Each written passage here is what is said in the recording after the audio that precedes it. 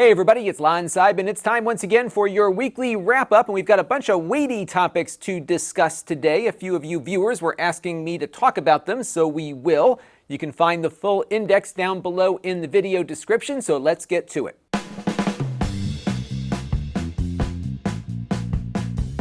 And before we begin, I want to thank our newest supporters here on the channel. We have Ethan Jackson and Mel Nixter.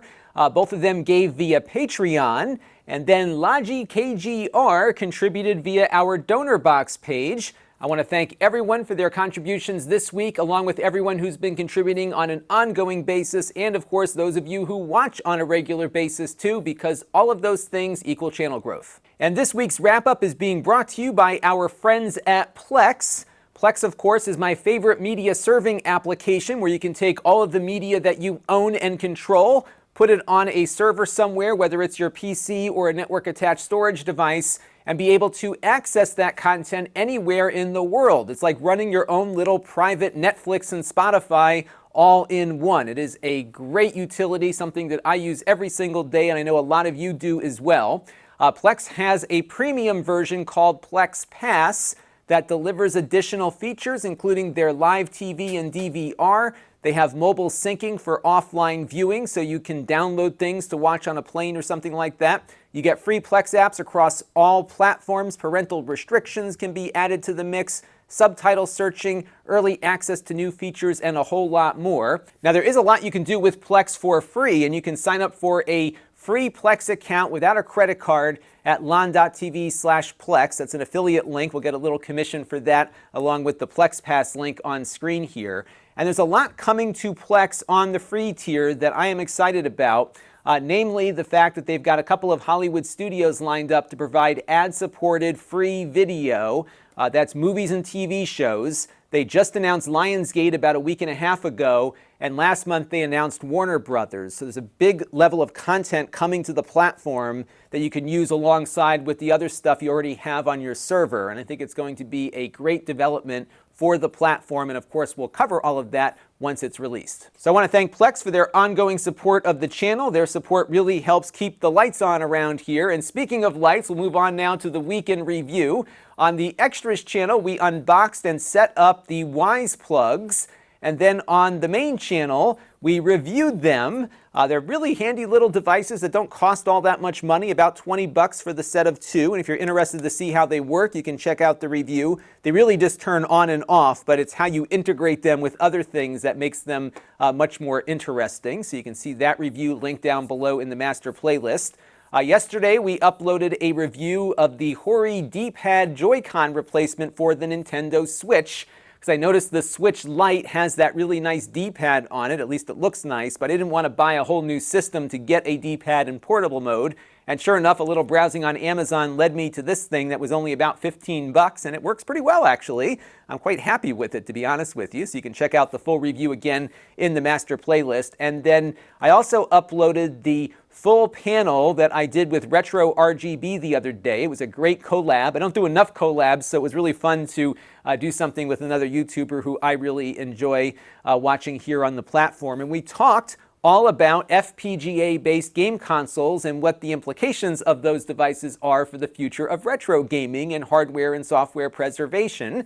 It was a longer talk, but it was really good, I thought, and all the technology worked on stage, so we were able to bring in a lot of footage from the devices we were talking about while we were talking about them. So you can see that again in the master playlist, and I also just added it to my podcast feed so you can listen to it on the go. Now, there was one big story in the news that caught my eye, and that, of course, relates to net neutrality. We did a lot on this topic a few months ago, right around the time the FCC was making their big decision as to whether or not to eliminate the net neutrality regulations that the prior FCC administration had put in place. And this, of course, immediately went to court, and an appeals court has now ruled on the FCC's decision. And what happened here, it's very complex, but basically both sides ended up getting something out of this decision. So the FCC is able to keep its regulation or lack thereof in place, and the opposition also has a win here because the FCC will not be able to restrict states from implementing their own net neutrality rules for their consumers. So if a state wanted to say there is net neutrality in our state and you can't do X, Y, or Z, they will be able to do that, at least under this ruling. I expect this to go another round in court because the FCC has to go back and redraft their decision. So it's likely this might end up back at an appeals court or go all the way up to the Supreme Court, which is probably likely. And all of this is happening in the vacuum of Congress not actually doing anything about it. So we'll have to see how all of this plays out. But what's interesting in reading a further story here on Axios is how different the landscape is now versus what it was when we were having this discussion before. And what the Axios article here is talking about is the fact that the big tech companies are worried about other things beyond just net neutrality at the moment. Namely, it's getting broken up by the government, actually, and antitrust investigations and all the other regulations that lawmakers are thinking about putting on the social media platforms. They're kind of distracted away from some of the other things that are going on. And I think a lot of big platforms kind of looked at the FCC's decision as an inevitable thing and started making deals to prevent it from interrupting their business practices. So for example, last year Comcast and Netflix got together. Comcast will actually now bundle Netflix service with their other services on their Infinity X1 platform. And of course, Netflix has been paying Comcast to co-locate equipment in Comcast facilities so they can deliver video content to customers much faster than they would if they were outside of the network. And these kinds of deals were happening even before net neutrality because there are just some engineering issues related to how the internet works, and it's always better to be on the inside of the local customer's network than on the outside of it. And of course, Comcast and other internet providers, being in a very almost monopolistic position in this industry, have the ability to extract a lot of money from these companies for the rental fees and other things that go with that co-location. Another company that made a deal with Comcast right around the same time was the company in which we are appearing on right now, which is YouTube. Comcast also has YouTube on the X1 cable system, and if you are on Comcast, you've probably seen just how fast those YouTube videos spin up when you go to push the button.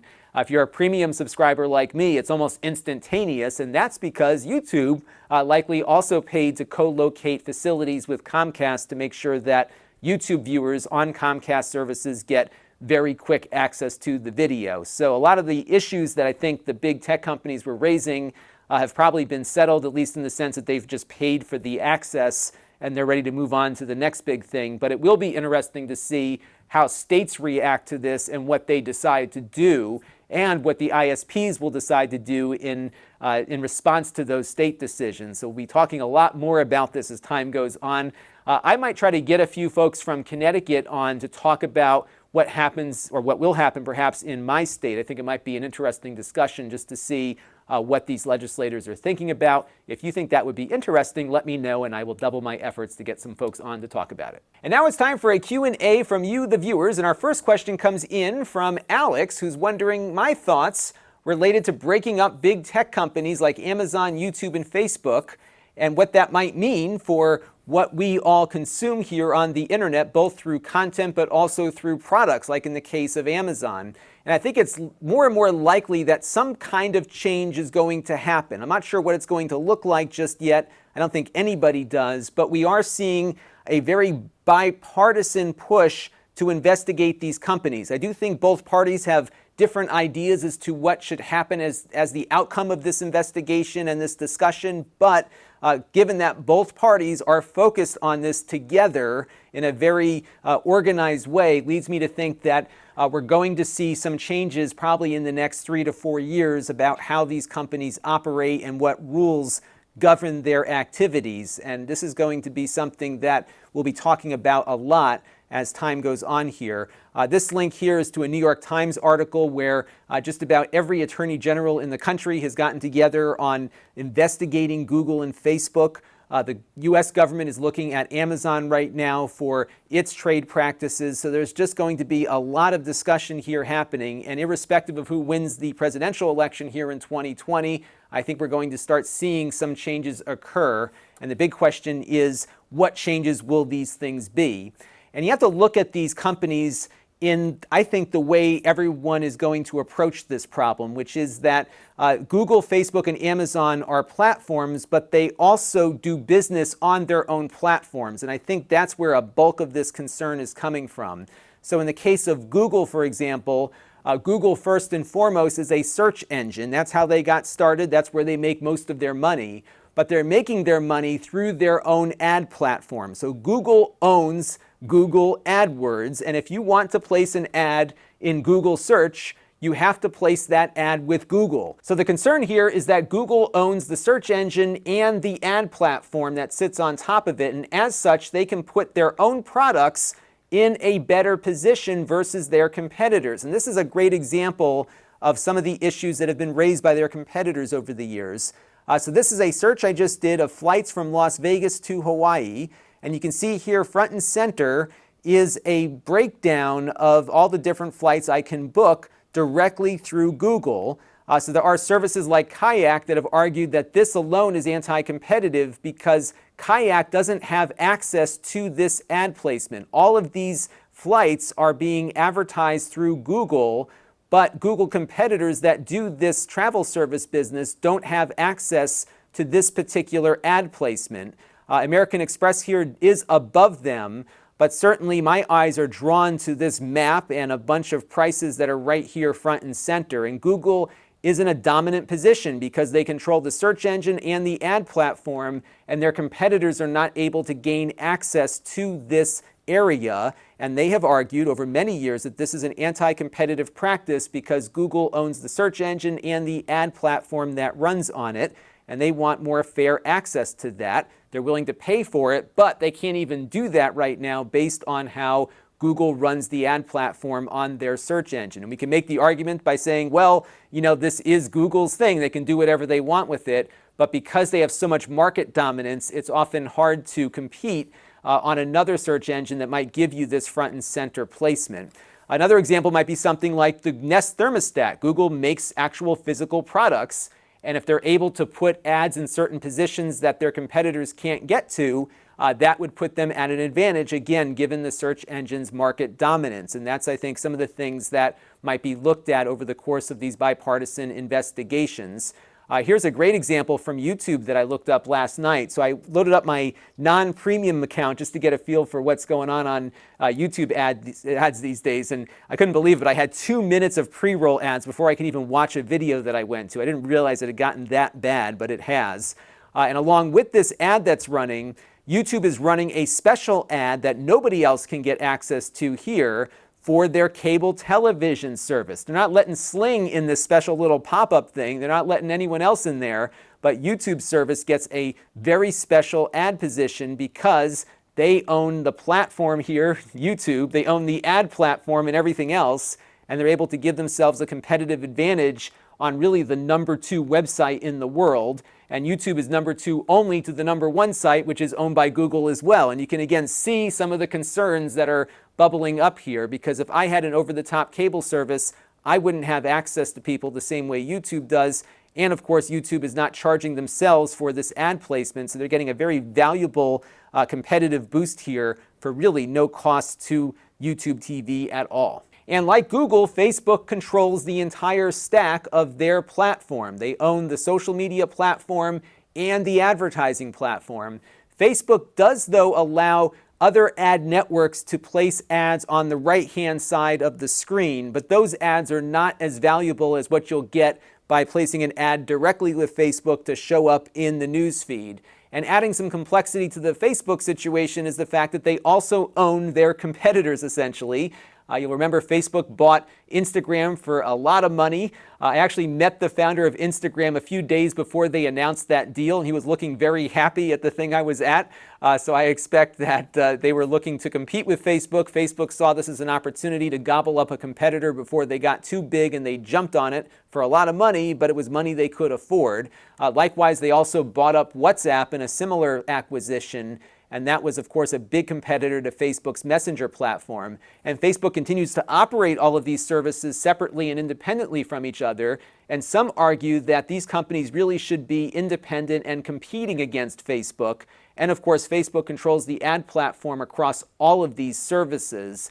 And that's something that regulators and politicians will also be looking at as this process continues.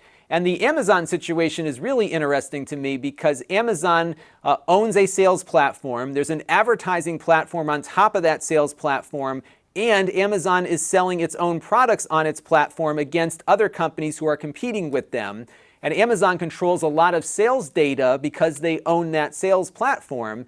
And what you'll notice with these Amazon Basics products is that as they see certain consumer habits and preferences among different types of products, Amazon looks at that data and then makes their own version of it and can, presumably, put those products above their competitors as a result. So there's a lot of power and control that Amazon has here because they are selling their own products on a platform that they also own. Here's a good example of a search I did the other day. I did a search here for an Android tablet, and look what I got, a whole bunch of Fire tablets first, and they are occupying all these sponsored positions here. I have no way of knowing if people clicking on these sponsored ads will generate a cost to one Amazon department versus another, but nonetheless, what I'm seeing first and foremost here when I search for Android tablet are a bunch of things that Amazon has put up in front of me for their own products versus those from their competitors. And this is something you should definitely expect to be looked at by regulators as time goes on here. A real infamous example of how this kind of works is when Apple approached Amazon and they managed to take all of the third-party sellers of Apple iPads essentially off the platform to give Apple its own spot there. And that was something that a lot of people argued was also anti-competitive, especially for businesses that were legitimately selling refurbished used iPads on the platform. Many of them were taken down completely by Apple's request because Amazon has the power to do that. Again, another example of how owning the platform can give you significant competitive advantages both for you as a company and those companies you make deals with. And that's something that regulators will also be taking a look at as they go through all of these companies' practices. So the big question is, are these companies going to be broken up or regulated? My prediction is that they will be regulated, but a lot of this depends on who wins the presidential election in 2020, because the president ultimately appoints the Justice Department, and the Justice Department is the arm of the government that does this kind of work. And we'll have to just see who we get in the White House and what their opinion is of this issue. If you do plan on voting in the primaries this year or next year, you should go and look at the candidates that you're considering and see what their position is on this particular topic. They'll likely have it up on their website. Some are very much in favor of breaking everything up and reversing all of these different mergers that have happened over the years. Others are taking a more measured approach, and we'll just have to see who gets elected. But ultimately, it's very hard to force companies to break up through legal action, and it might take a very long time to have that occur. Microsoft was involved with an antitrust thing for years, and it really kind of sputtered out towards the end with them agreeing to some regulation and just putting the whole thing to bed once presidential administrations turned over. So I think this is likely going to go in the direction of regulation so that whoever is driving the White House and the Justice Department can claim victory. And of course, the companies want to get out of this still being intact. In fact, Mark Zuckerberg is asking to be regulated. He just wants the regulation to come so that he can keep his company in one piece. And I think ultimately that is what's going to happen. So what would that regulation look like? Well, I think it would probably require these platform holders to not be able to take competitive advantages out of the fact that they own the platform itself. So it might mean that Google would have to open up its ad sales to other platforms. It would mean that Google can't control those search positions the way they do now. It means that you would not see a YouTube TV pop up in a place where their competitors couldn't get access to it. And to some degree, they might have to make sure there's a way for them to pay for the ad space that they're using through some of this regulation. We'll have to see how they engineer all of that. But I think that's likely the scenario. This was actually very similar to what happened in the early days of broadband. My first DSL connection, even though it was connected by my phone company, was actually with a local ISP here because the federal government required phone companies to allow competitors into their central offices to provide broadband service over the phone company's wires. They deemed that the phone company had a monopoly essentially, and they had to offer competitive broadband the same way they offered competitive dial-up. And there was a lot of early startup businesses here, at least in my area, that were offering DSL service through the phone company. That, of course, has fizzled out, but it was really cool to have some choice in broadband early on. And it was because the government said you got to treat this platform that you have a monopoly over evenly and allow your competitors on it. And unfortunately, that did not apply to cable companies, and here we are. So we'll have to see where this all goes. But I think that's likely where we're going to see this whole investigation end up, is with some kind of regulation and fairness. There was an article on CNET from the YouTube CEO who, of course, said splitting from Google wouldn't do consumers any good. And I actually wonder whether or not YouTube could even survive on its own, because Google has never reported YouTube's earnings. We don't know what profitability, if any, there is with YouTube. They might just be continually building this thing, or maybe just consider it part of their overhead. And if they were to separate it out, it might not exist on its own. So if you have people out there really, hammering away at breaking up Google and splitting YouTube off from it, it might put me out of business. If there's no YouTube, I have no business at all. And I think there's a lot of portions of our economy that would suffer by taking actions without really thinking about the impact of them. And that's one area where I'm very concerned about, because I don't know if YouTube, again, can survive as an independent company. And that would really stifle a lot of independent voices out there. And I think there's so much opportunity on these platforms that we really should be focusing on making them fair, so that everyone has an equal chance to compete. But be very careful of just breaking things up because it sounds good to do. So one of the things I will be doing as a voter in the 2020 election is taking a lot of time to research the position of the various candidates asking for my vote on this particular topic, because it does impact my livelihood. And I want to make sure that whoever does get in the White House will approach this rationally. I think there is a need to bring some fairness to how these platforms work, but we have to be very careful that we don't blow up a sector of the economy and bring back gatekeeper-controlled media that prevents independent voices from being heard. And that's how I will be exercising my vote, and hopefully you'll be doing the same when it comes time to jump into the voting booth. All right, so let's get back now to gadgets, because we do have to get on the internet to use these platforms, right?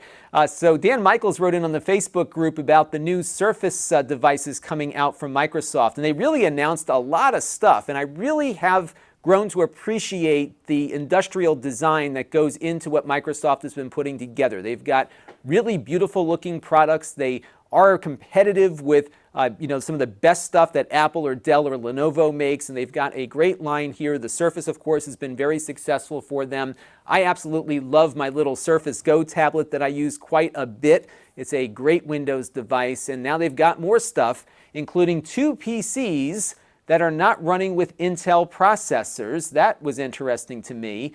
They also have a new phone running Android that's got 2 screens, but it doesn't have a foldable screen, just 2 separate ones. And of course, their new earbuds. And I wanted to talk a bit about the ARM device first, because I was really hoping and expecting that the ARM-based Surface would be the next generation of the Surface Go, because I really believe these ARM-based Windows devices need to be at the $400 or $500 price point, not the $1,000 starting point they're offering the Surface X at here.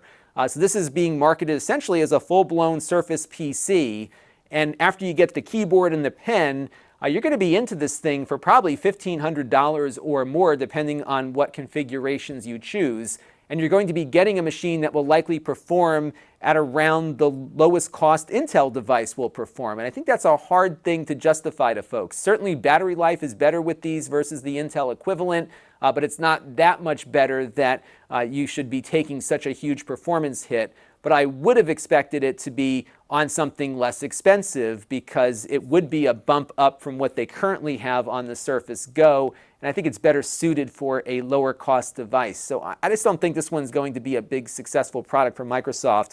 But they have put some effort in with Qualcomm to jointly develop an ARM processor to work with Windows, and hopefully this will be the start of something. And I would hope that as they continue to develop the ARM platform, that they do get it into some of these low-priced devices, because I think that's where it's really going to sell. So we'll have to see how this one does. I don't think it will do well, but I do hope that Microsoft stays committed to the ARM platform and delivers us lower-cost options next year. So keep an eye on that. There is an AMD Surface Laptop 3. But it is on the pricey side, especially given that you're looking at $2,100 here for 16 gigs in an AMD Ryzen 7. Certainly it will have better graphical performance than an i7 would on its own, but you could probably get a decent PC with a discrete GPU for about that price or less. So that is the AMD offering, and unfortunately they're not going to have the AMD available in a 13-inch device. I think a 13-inch Surface Laptop 3 with an AMD option would have been killer, and I would have been all over that, but unfortunately it's only in the larger 15-inch one.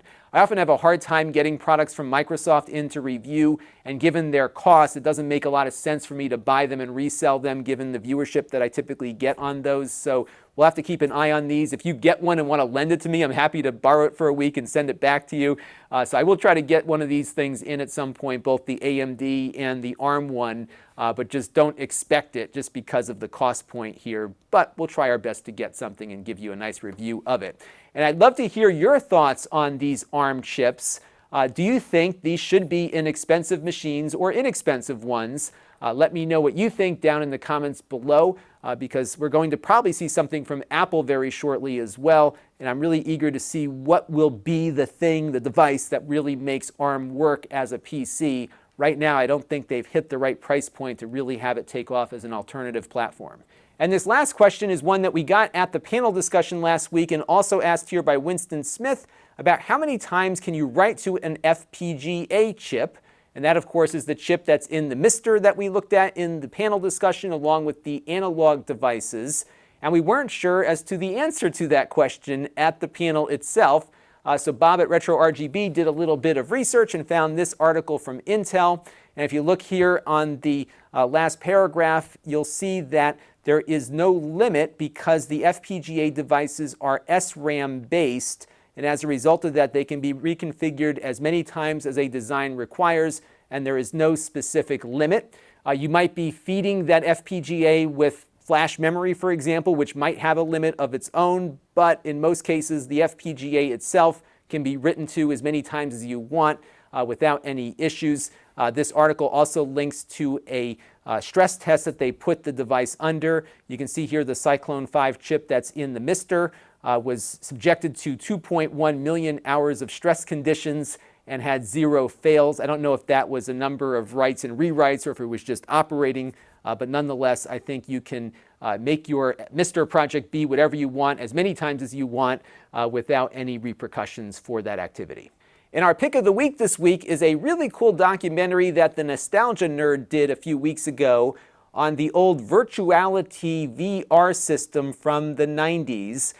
This was something that you would see in shopping malls and amusement parks and whatnot. As you can see, the headsets were enormous. The frame rate was 20 frames per second sometimes, and it wasn't all that immersive, but it was a start, and it was kind of ahead of its time. And this documentary really gives you a real appreciation for what they were able to accomplish.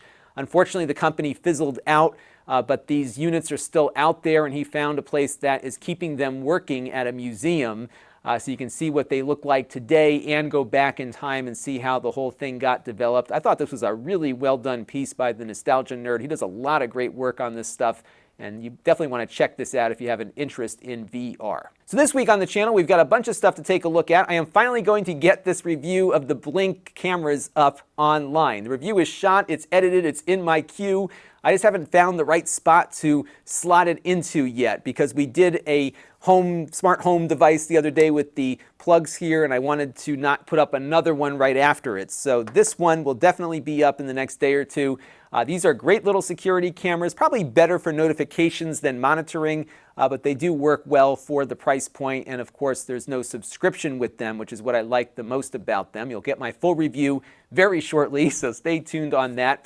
We're also going to take a look at a battery from Lenovo that can output 45 watts through its USB-C port. And there's a lot of smart little engineering decisions they made on this battery that I thought were just kind of neat. And I haven't looked at a USB-C battery that could output that much power before, so we'll be exploring that a bit in this video. There are some others out there, of course, that can deliver the same level of power out the back there, but this was the first one I looked at. And it also charges via USB-C as well. so you can get the whole battery charged in about 2 hours versus like overnight for some of the other USB battery banks that are out there. So be on the lookout for that. I'm going to have something else up as well. I don't know what yet. We're going through the office here trying to figure out what we're going to get done next. So there will be some surprises this week. Nothing crazy cool, but stuff that will get up in addition to these two things. So stay tuned for that.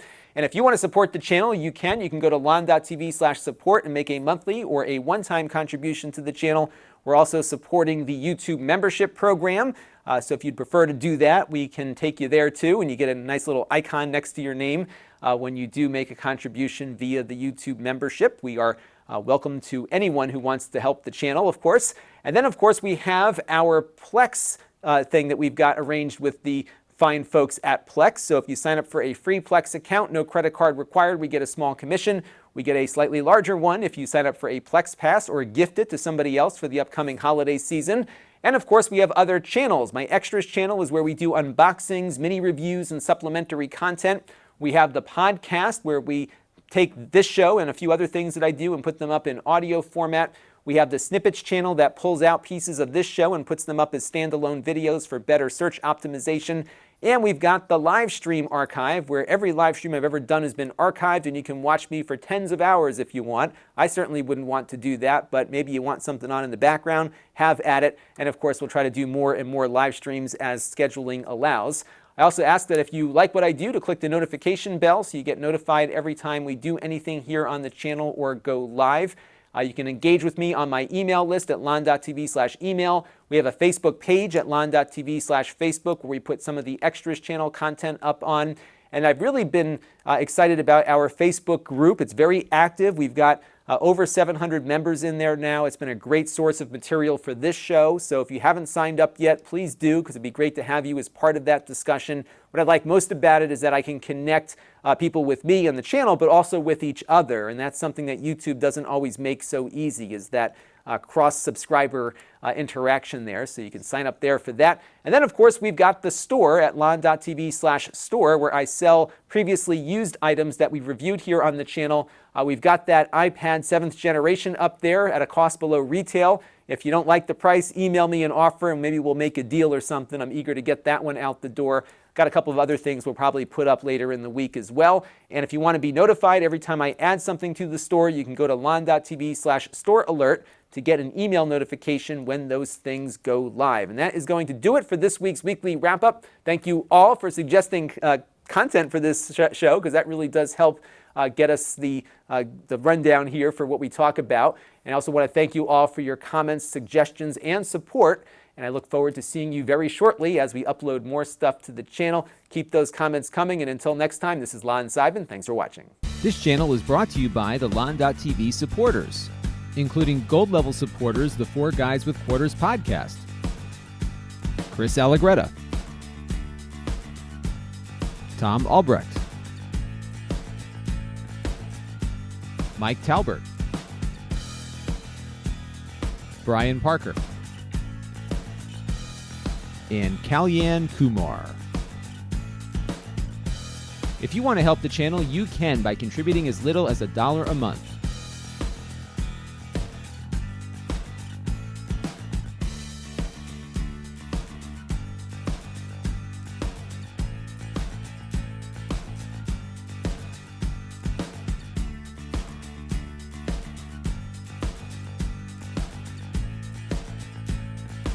Head over to Lon.TV/support to learn more.